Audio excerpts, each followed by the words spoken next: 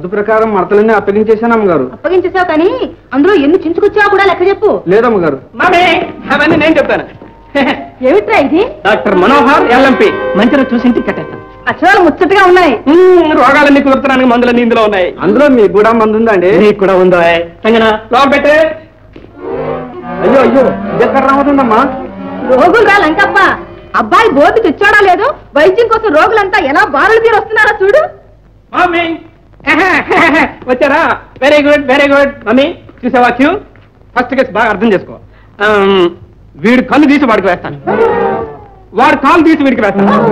నలుగురు ఒకటి వాళ్ళని తిరగొట్టి ఇద్దరు మంచి మనుషులు చేస్తాను. బిచ్చం పెడతానంటే వచ్చా కానీ సావడానికి చోట్లకి ఇక్కడికి వచ్చావటయా? అవునరా, నా వైద్యాన్ని తట్టుకుంటేనే బిచ్చాం, లేకపోతే మోక్షం.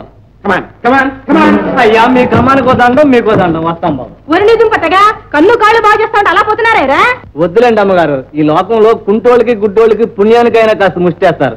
అన్ని అవయవాలు చక్కగా ఉన్న వాళ్ళని అడుక్కునేవరండి, పని చేసుకోమంటారు. పని దొరికేసరికి మా ప్రాణాలైపోతాయి. ఏదో మమ్మల్ని ఇట్లా బతకనేయండి అమ్మా, వస్తాం. బ్రెయిన్లెస్ ఫెలోస్, నా వైద్యానికి తట్టుకోపోతే ఇంకే పోతారు వీళ్ళు. అదృష్ట బాబోయ్, పోనీ చిన్న ఇంజక్షన్. అయ్యో బాబోయ్, పెళ్ళం పిల్లలకి వెళ్ళండి బాబు. లాంకప్ప, ఇంత లావపాటు మనిషివి ఇంత చిన్న సూదికి భయపడతావే? పర్వాలేదు,